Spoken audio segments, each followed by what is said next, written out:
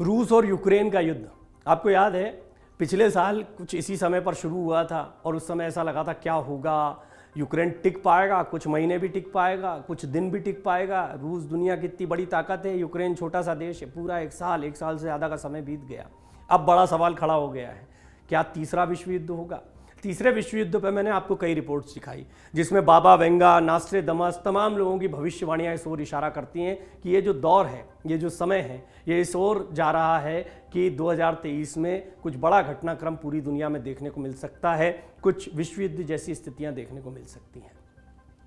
America, चीन का जो स्टैंड रहा, ये दुनिया की दो बड़ी ताकतें, और तीसरी ताकत रूस है। सभी जानते हैं इस बात को। रूस तो परोक्ष रूप से युद्ध में उतरा हुआ है। चीन का एक समर्थन देखने को मिलता है तो अमेरिका का एक समर्थन देखने को मिलता है। यानी दो धड़ों में दुनिया बटी हुई है। यूरोपीय संघ, अमेरिका एक तरफ खड़ा है, रशिया, कोरिया और चीन जैसी ताकतें एक तरफ खड़ी हुई हैं। यूक्रेन, ताइवान, ये ऐसे छोटे छोटे देश हैं जो हमेशा से आधार बनते हैं बड़े युद्ध को पनपाने के लिए। इन पर झगड़ा शुरू होता है और झगड़ा शुरू होते होते हम देखते हैं कि कैसे दुनिया की बड़ी बड़ी ताकतें उतर आती हैं। अपने देश में नहीं लड़ते हैं, लेकिन दूसरे देश में सारी ताकतें अपना शक्ति प्रदर्शन करते हैं, बड़े बड़े हथियारों का प्रयोग करते हैं। तो क्या तीसरे विश्व युद्ध की आहट देखने को मिल रही है? रूस और यूक्रेन युद्ध को एक साल पूरे हो चुके हैं। पिछले साल 24 फरवरी के दिन दोनों देशों के बीच भीषण जंग हुई थी। अभी यह जंग जारी है। दोनों देशों के बीच चल रहे युद्ध का असर पूरी दुनिया पर हो रहा है। पूरी दुनिया चाहती है कि ये युद्ध खत्म हो जाए, लेकिन दोनों में से कोई भी देश पीछे हटने को तैयार नहीं है। माना जा रहा है कि यह जंग तीसरे विश्व युद्ध में बदल सकती है।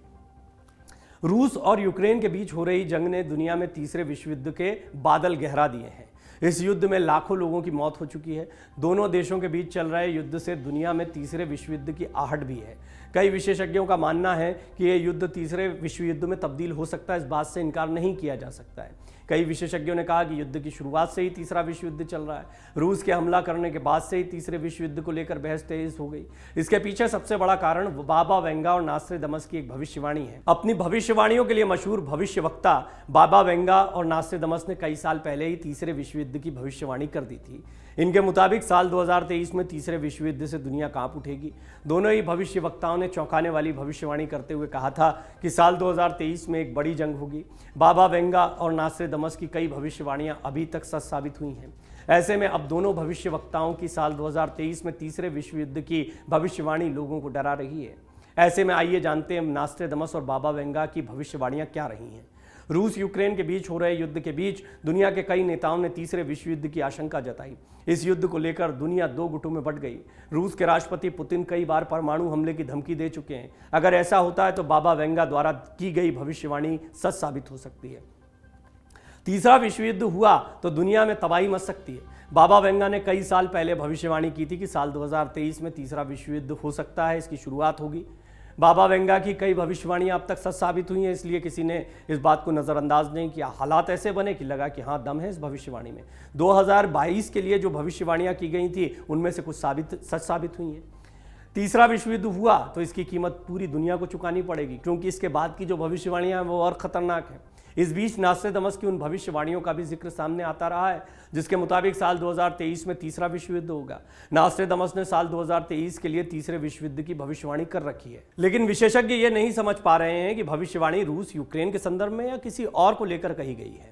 नास्ट्रेदमस ने अपनी एक भविष्यवाणी में कहा था, 7 महीने तक महान युद्ध, बुरे कामों से मरे लोगों ने इस भविष्यवाणी को तीसरे विश्व युद्ध के बारे में लिया था। हालांकि इसे रूस यूक्रेन युद्ध से ही जोड़ा जा रहा है। अब 7 महीने क्या है, तो 12 महीने से ज़्यादा हो चुका है और इसमें लाखों लोग मर भी चुके हैं। देखिए, जिस समय भविष्यवाणियां की गई थी उस समय लाख लोगों का मरना बहुत बड़ी बात थी। अब विश्व की आबादी को देखें, हथियारों को देखें, अलग अलग देशों की ताकतों को देखें तो एक देश अपने आप में तो उस समय की दुनिया के बराबर दिखाई पड़ता है। तो भविष्यवाणियों का आकलन इस लिहाज से भी करना चाहिए कि उस समय भविष्यवक्ताओं ने जो गणनाएं की थी वो उस समय के लोगों की संख्या, उस समय की परिस्थितियों, उस समय के हथियारों के आधार पर की थी। आज हालात बिल्कुल बदल चुके हैं। तो ऐसे में अगर किसी छोटे से हिस्से में भी बहुत बड़ी तबाही होती है तो इसको माना जाएगा कि कहीं ना कहीं विश्व युद्ध के हालात बन रहे हैं।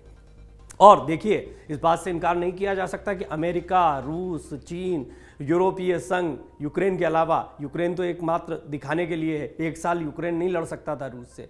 अगर यूक्रेन लड़ रहा है तो निश्चित तौर पर दुनिया की बड़ी ताकतों का उसको समर्थन हासिल है, और वो भी रूस जैसी बड़ी शक्ति को वो चुनौती दे रहा है। तो कुल मिलाकर दुनिया की बड़ी ताकतें यूक्रेन में आमने सामने टिकी हुई हैं, इस बात से इनकार नहीं किया जा सकता।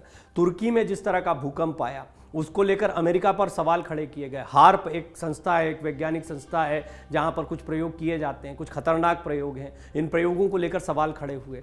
तो ऐसे में 2023 में भारी बर्बादी की बात जो कही गई है बाबा वेंगा की तरफ से, उनसे पहले नास्ट्राडामस ने भविष्यवाणियां की, उनमें दम दिखाई पड़ रहा है। खबरों की माने तो अगर इस समय तीसरा विश्व युद्ध हुआ तो इंसान को बहुत बड़ी कीमत चुकानी पड़ेगी। इस समय कई देशों के पास परमाणु हथियार हैं, ऐसे में वर्ल्ड वॉर हुआ तो पूरी दुनिया समाप्त हो सकती है, अंतरिक्ष में सैटेलाइट्स तक नष्ट हो सकते हैं, इससे दुनिया में न्यूक्लियर विंटर शुरू हो सकता है। यह हुआ तो धरती का रहना मुश्किल हो जाएगा। यूक्रेन में रूसी टैंक घुस चुके हैं। 24 फरवरी 2022 को रूसी टैंक यूक्रेन में घुसे थे, इससे आम लोग बंकरों में छिपने को मजबूर हो गए थे। युद्ध शुरू होने के बाद से ही दुनिया भर की सरकारों ने रूस के खिलाफ कड़े प्रतिबंध लगाए। पुतिन पर इसका कोई असर नहीं पड़ा। राष्ट्रपति व्लादिमीर पुतिन ने यूक्रेन के एक बड़े हिस्से पर अभी तक कब्जा कर रखा है। यह तब है जब यूक्रेन कब्जाए इलाकों के एक बड़े हिस्से में रूसी सेना को खदेड़ने में कामयाब भी रहा है। युद्ध के कारण भले ही दोनों देशों को नुकसान हुआ हो, लेकिन इसमें कोई शक नहीं है कि सबसे ज्यादा त्रासदी यूक्रेन ने देखी है। रूस यूक्रेन युद्ध में मारे गए लोगों का कोई सटीक आंकड़ा तो नहीं है, लेकिन अलग अलग रिपोर्ट्स के मुताबिक एक साल के अंदर 3 लाख से ज़्यादा लोग दोनों तरफ से मारे जा चुके हैं। हजारों आम यूक्रेनी नागरिक और सिपाहियों ने अपनी जान गंवाई है। लगभग 80 लाख यूक्रेनी देश छोड़कर भाग चुके हैं। वहीं विदेश मामलों के जानकारों का कहना है कि फिलहाल दोनों देशों के बीच सुलह की कोई संभावना नहीं दिख रही है। रूस और यूक्रेन दोनों पीछे हटने को तैयार नहीं है। यूक्रेन को अमेरिका समेत तमाम पश्चिमी देशों का साथ मिल रहा है, तो रूस भी अपने कदम पीछे नहीं हटाना चाहता है। ऐसे में युद्ध रुकने की फिलहाल कोई संभावना नहीं है। अमेरिकी राष्ट्रपति भी अचानक यूक्रेन पहुंचे, यहां उन्होंने यूक्रेन को हर तरह से मदद करने का भरोसा दिला दिया। इससे रूस फिर भड़क गया। आपको ये भी बता दें, इस युद्ध का बुरा असर सिर्फ रूस और यूक्रेन पर नहीं, पूरी दुनिया पर पड़ा है। युद्ध के कारण पूरी दुनिया में ईंधन महंगा हो गया। महंगे कच्चे तेल के कारण पूरी दुनिया की सप्लाई चेन बाधित हो गई, महंगाई बढ़ गई। यही वजह है कि दुनिया नहीं चाहती है कि नास्ट्राडामस और बाबा वेंगा की भविष्यवाणी सच हो। डाउनलोड करें अमर उजाला ऐप और पाएं खबरें लगातार। अगर आप ये वीडियो YouTube पर देख रहे हैं तो हमारे चैनल को सब्सक्राइब करें और बेल आइकन को दबाना ना भूलें। अगर आप Facebook पर ये वीडियो देख रहे हैं तो हमारे पेज को लाइक करें।